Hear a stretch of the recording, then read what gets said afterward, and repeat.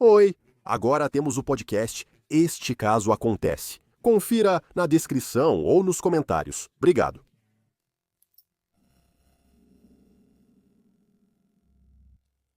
Caso ocorre nos Estados Unidos em... O caso ocorreu nos Estados Unidos em 2010. Greg Flanagan foi achado morto em um quarto de hotel trancado no Texas. A porta estava trancada por dentro e nada no quarto foi mexido. Parecia que ele morrera tranquilamente de causas naturais. Não havia ferimentos, nem sangue, e nenhum sinal óbvio de crime em seu corpo. A polícia e os paramédicos inicialmente presumiram que o homem havia sofrido um ataque cardíaco, mas uma autópsia revelou depois lesões internas catastróficas que nenhuma morte natural poderia explicar. Greg tinha 55 anos e era da Louisiana. Ele era agente de terras, assegurando direitos minerais para perfuração e sócio de uma empresa de arrendamento de sucesso com o irmão.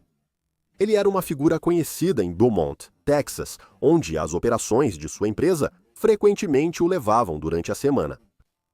Toda segunda, ele ia pela Interestadual 10 da Louisiana até Beaumont para trabalhar e voltava na sexta-feira. Greg era conhecido por seus hábitos e profissionalismo, mantendo rotina organizada em hotéis durante viagens de negócios. Após um longo dia, ele sempre relaxava de um jeito específico à noite em seu quarto. Ele ligava o ar-condicionado no máximo e se acomodava com petiscos e televisão. Colegas diziam que ele quase não ia a bares ou socializava em viagens de trabalho. Em vez disso, ele preferia noites tranquilas e sozinho, assistindo a filmes ou esportes em seu quarto. Segundo todos, Greg era muito querido e respeitado por aqueles que o conheciam.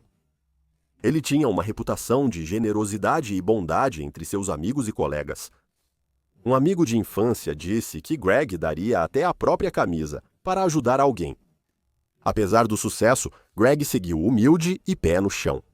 Ele era muito próximo da família e apaixonado por sua esposa, Suzy.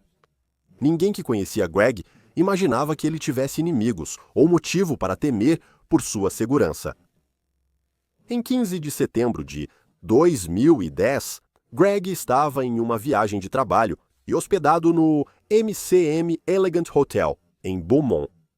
Ele fez check-in no quarto 348. Naquela noite, Greg manteve sua rotina para relaxar após o trabalho. Por volta das 7 da noite, Greg trocou mensagens e depois ligou para Suzy, como fazia sempre, para desejar boa noite do Texas. Após desligar, vestiu o pijama confortável e se preparou para uma noite tranquila. Manteve o ar-condicionado ligado e, em seu ritual noturno, usou uma pequena toalha como bandeja improvisada, organizando nela cinzeiro, maço de cigarros, isqueiro, controle remoto, celular e chocolate. Mas Greg também queria um pouco de pipoca. Em algum momento, ele colocou um pacote de pipoca de micro-ondas no micro-ondas do quarto para fazer um lanche. No entanto, este é um ponto importante. O micro-ondas desarmou o disjuntor e causou uma breve queda de energia naquela área do hotel, incluindo o quarto ao lado.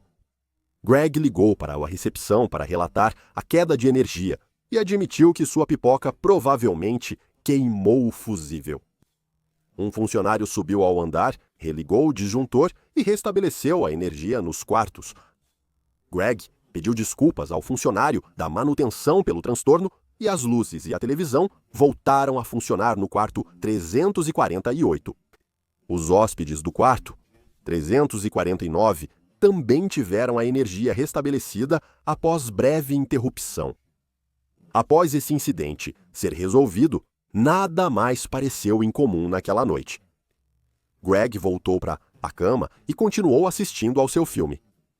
No quarto 349, do outro lado da parede dele, um grupo de trabalhadores de fora se reuniu para beber e ver esportes na televisão.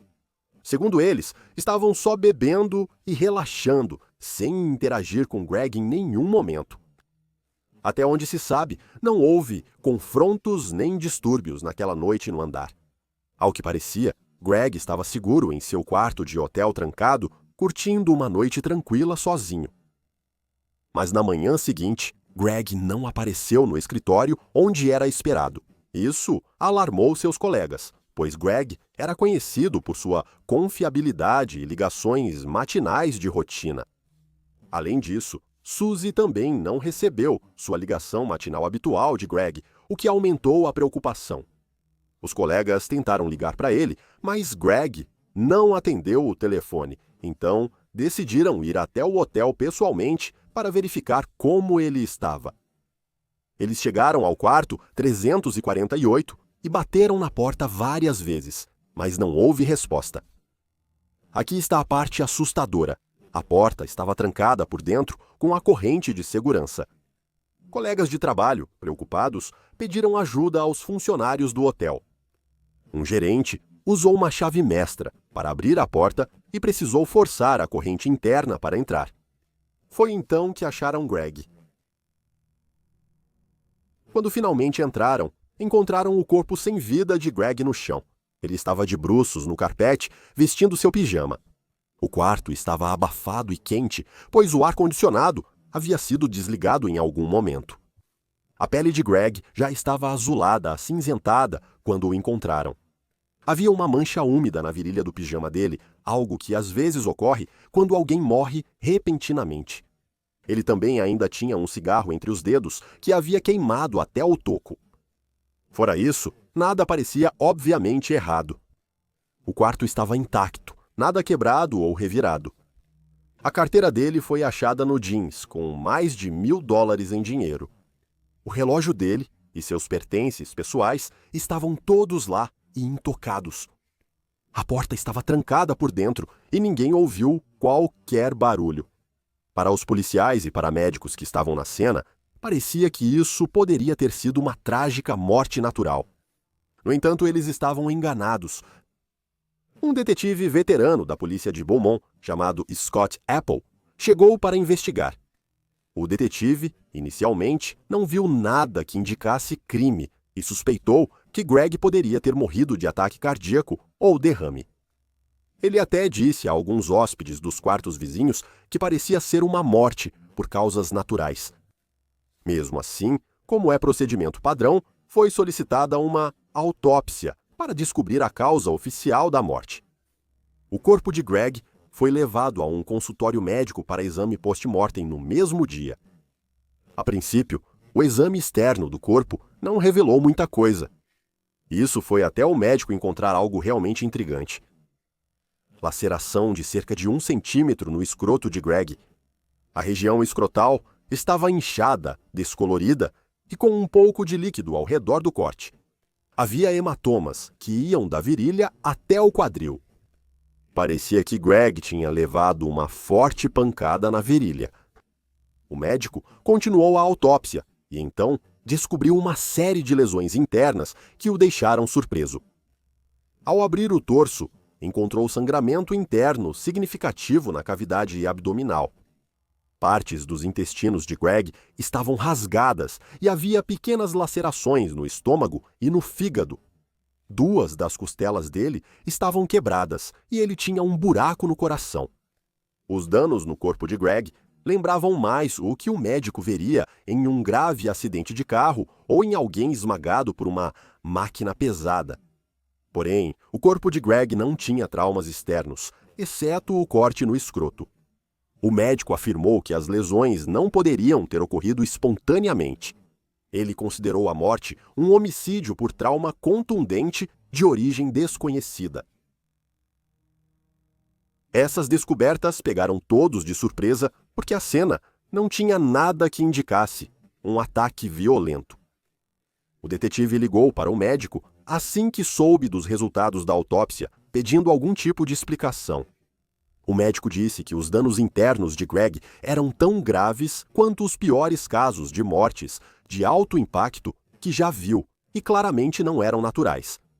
E com isso, o caso se tornou uma investigação oficial de assassinato. No entanto, a polícia não tinha suspeitos imediatos e nenhuma ideia clara do que havia matado Greg dentro de um quarto trancado. Por meses, o mistério cresceu enquanto investigadores buscavam uma pista. Esse tipo de caso era extremamente raro em Beaumont, uma cidade que costumava ter homicídios diretos e com motivos claros. Agora, o detetive Apple tinha uma vítima com graves ferimentos internos, sem testemunhas, suspeitos ou vestígios na cena do crime. Ele começou metodicamente a reconstruir o último dia de Greg e a entrevistar qualquer pessoa que pudesse ter alguma informação. Nos dias após a autópsia, a polícia investigou todas as possibilidades, por mais improváveis que fossem. Conversaram com colegas e amigos de Greg, mas não acharam inimigos ou conflitos em sua vida. Investigaram até o funcionário da manutenção que buscou o corte de energia, pois tinha antecedentes criminais. No entanto, essa pista foi inútil. Outra teoria destacou o grupo hospedado no quarto 349, ao lado do de Greg. O detetive soube sobre o incidente da pipoca e da queda de energia e se perguntou se isso poderia ter causado algum tipo de desentendimento ou discussão entre os dois quartos. Ele pensou se isso poderia ter virado uma briga no corredor, com Greg sendo espancado e depois desmaiando no quarto de hotel. Por isso, a porta estava trancada. Embora um pouco forçado, o detetive manteve essa investigação. Ele interrogou várias vezes os homens do quarto 349, mas todos disseram não ter visto ou ouvido nada em comum. No início de 2011, o caso continuava longe de ser resolvido. A viúva de Greg, Suzy, ficou cada vez mais frustrada com a falta de respostas ao longo dos meses. Ela se recusou a deixar o caso do marido cair no esquecimento, então decidiu agir por conta própria. Suzy contratou o detetive particular Ken. Ken revisou o que aconteceu com Greg. Ele era um ex-detetive da polícia e agente da Drug Enforcement Administration com reputação de resolver casos antigos difíceis e estava determinado a desvendar esse mistério. Na primavera de 2011, Ken foi a Beaumont e se encontrou com o detetive Apple. Juntos, eles revisaram todas as evidências. Eles passaram pelo quarto 348, reconstituindo os fatos da melhor forma possível. Enquanto examinava o quarto de hotel, o olhar de Brennan percebeu algo a que ninguém tinha dado muita atenção antes. Na parede compartilhada entre o quarto 348 e o quarto 349, ele percebeu uma imperfeição falsa. Era uma pequena marca redonda na parede, tão sutil que só se notava ao procurar atentamente. Os dois, então, perceberam que poderia ser um buraco de bala, ou pelo menos evidência de um. O pequeno buraco na parede passou despercebido na investigação inicial, talvez pela pouca luz ou por ter sido acidentalmente esquecido em um caso aparentemente natural. Eles foram ao quarto 349 ao lado, para examinar a mesma parede e, de fato, encontraram um buraco correspondente. No entanto, o buraco havia sido tapado às pressas, preenchido com algum tipo de substância branca que já havia secado. Parecia que alguém usou pasta de dente para tapar um buraco pequeno na parede. Esse foi o momento eureka da investigação. O detetive e o investigador particular perceberam que provavelmente um tiro havia sido disparado através da parede para o quarto 348 na noite em que Greg morreu. A trajetória se alinhava quase exatamente onde Greg estaria deitado. Todas as evidências intrigantes agora começaram a fazer sentido. A força penetrante que matou Greg foi uma bala. A pequena laceração no escroto era a entrada da bala em seu corpo. Como a pele do escroto é macia e flexível, o pequeno orifício da bala realmente se fechou sozinho após a morte dele, tornando-o quase invisível para o legista à primeira vista. Com essa percepção, Dr. Brown revisou os achados da autópsia e confirmou que as lesões internas provavelmente foram causadas por uma bala. A bala entrou pela virilha, subiu pelos órgãos abdominais, ricocheteou em uma costela e perfurou o coração dele. Com esse novo entendimento, os investigadores focaram nos homens do quarto 349. Agora eles sabiam que um desses homens provavelmente havia atirado em Greg através da parede, provavelmente sem nunca tê-lo visto. 3 homens estavam hospedados naquele quarto naquela noite e todos os 3 foram levados para entrevistas formais. Esses homens foram identificados como Lance Mueller, Trent Pisano e Tim Steinmetz. No início, os 3 mantiveram suas versões de que nada incomum ocorreu naquela noite. Os investigadores decidiram aumentar a pressão. Eles avisaram que mentir para a polícia era crime grave e havia mais provas de que uma arma foi disparada naquela noite. Após algumas discussões tensas, um dos homens finalmente cedeu e decidiu contar a verdade. Tim Steinmetz finalmente admitiu que não tinham sido honestos antes. Ele confessou que, na noite de 15 de setembro, eles realmente estavam bebendo no quarto 349 e as coisas saíram do controle. Segundo Tim, o colega deles mostrou uma arma de fogo no quarto do hotel. Lance Mueller, um dos outros homens, levou uma pistola 9mm na viagem. Os homens tinham terminado o trabalho do dia e estavam relaxando no quarto, com algumas cervejas, quando Lance decidiu fazer uma espécie de demonstração com sua nova pistola. Já bêbado, Lance começou a fingir que era um pistoleiro do Velho Oeste com sua pistola 9mm, girando-a e até mesmo apontando para os amigos de brincadeira. Os outros homens gritaram para ele parar e ter cuidado. E no meio dessa brincadeira, a arma disparou de repente. Uma bala saiu do cano, atravessou a parede do quarto 349 e entrou no quarto ao lado. Naquele momento, sem que soubessem, a bala atingiu Greg do outro lado da parede. Eles disseram que não ouviram nenhum grito ou barulho vindo do 348. Tim e Trent ficaram em choque, enquanto Lance, imediatamente, começou a entrar em pânico com o que havia feito. Em pânico, Lance tapou o buraco na parede com pasta de dente e escondeu a arma na caminhonete do lado de fora. Na manhã seguinte, ao verem a polícia fora do quarto 348 e Greg sendo levado numa maca, os homens perceberam que seu maior medo se confirmou. Apavorados com as consequências, eles concordaram ali mesmo em ficar em silêncio e manter a história deles. Por muitos meses, a mentira deles se manteve e o crime permaneceu sem solução. Agora, a verdade veio à tona. Com a confissão e as provas, os detetives finalmente solucionaram o caso. Em junho de 2011, foi emitido um mandado no Texas para prender Lance, acusado de homicídio culposo. A polícia de Wisconsin prendeu seu eletricista de 48 anos, cerca de 9 meses após a morte de Greg. Após muita incerteza, os investigadores finalmente deram a Suzy e à família de Greg as respostas que tanto buscavam. Lance era um eletricista de meia-idade do meio-oeste superior que tinha vindo ao Texas a trabalho. Na época do incidente, Lance tinha 47 anos e nenhum histórico de comportamento violento. No entanto, Lance tinha um histórico de problemas com álcool e de mau julgamento quando bebia. Logo descobriram que Lance já tinha várias prisões por dirigir alcoolizado. Na noite da morte de Greg, Lance misturou bebida forte e exibiu sua arma, resultando em tragédia. Lance preferiu esconder o que fez em vez de se apresentar. Ele se desfez das evidências, escondendo sua arma de fogo, primeiro em sua caminhonete e depois, supostamente, em um cofre pertencente ao seu advogado. Ele e seus colegas de trabalho concordaram silenciosamente em não mencionar o disparo para ninguém no hotel. Eles saíram de Beaumont após o trabalho, esperando que o caso fosse visto como morte inexplicada, deixando a família de Greg sempre sem saber o que realmente aconteceu.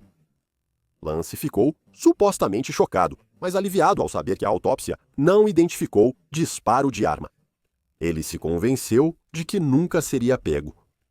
Mesmo após Tim confessar e a evidência da bala surgir, Lance ainda relutava em aceitar a responsabilidade. Em uma ligação gravada pela polícia entre Tim e Lance, Lance mostrou surpresa por seu tiro ter matado alguém, destacando que o legista inicialmente não encontrou uma bala. Mas uma vez que toda a verdade veio à tona, Lance não pôde mais se esconder das consequências.